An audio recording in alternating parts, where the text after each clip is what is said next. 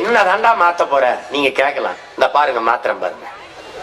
இப்ப ஒரு சட்டம் நாம வர்றது ஆட்சி மாற்றத்துக்கு வரல, அடிப்படை அமைப்பு அரசியல் மாற்றத்துக்கு வந்திருக்கோம்.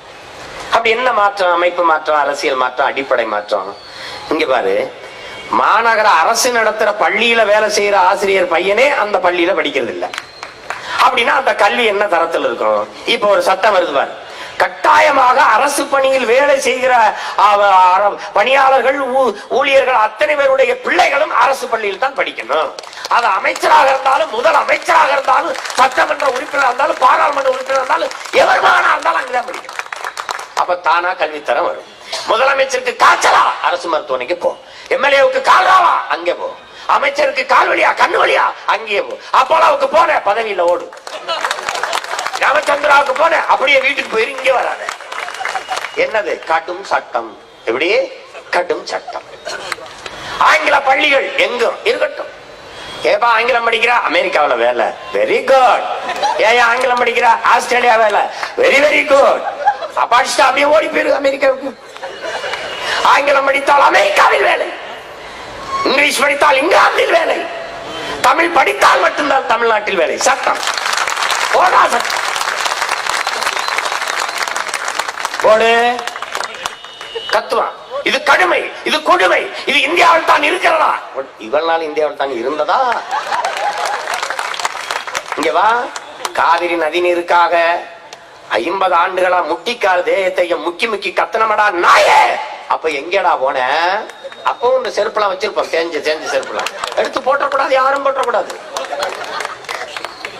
விளக்கமாறு கட்டையானாலும் சரி, செருப்பு தேஞ்சு கேவலமானாலும் சரி, மூளையில வச்சிருக்கணும். மானங்கட்டவனுக்கு அதுல அடிக்கிறது தவிர மரியாதையான ஒன்று இருக்க முடியாது. ஈன பயலுக ரொம்ப நாளா நம்மளை காடி பண்ணிட்டாங்க.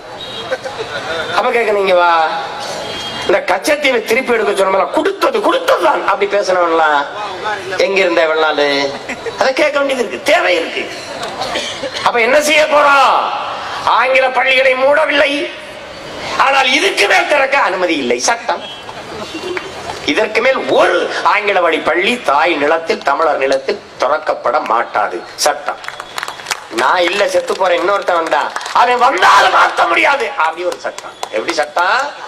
எவன் ஆண்டாலும் இனி இந்த மண்ணில் இந்த சட்டத்தை மாற்ற முடியாது. ஆளுங்கட்சி தமிழ, அப்புறம் எதிர்கட்சி வேற மொழிக்கார, வாய்ப்பே இல்லை. தமிழன் தான் ஆளுங்கட்சியும் எதிர்கட்சியும் தமிழன் தான். போட்டி 2 பேருக்கும். எப்படி?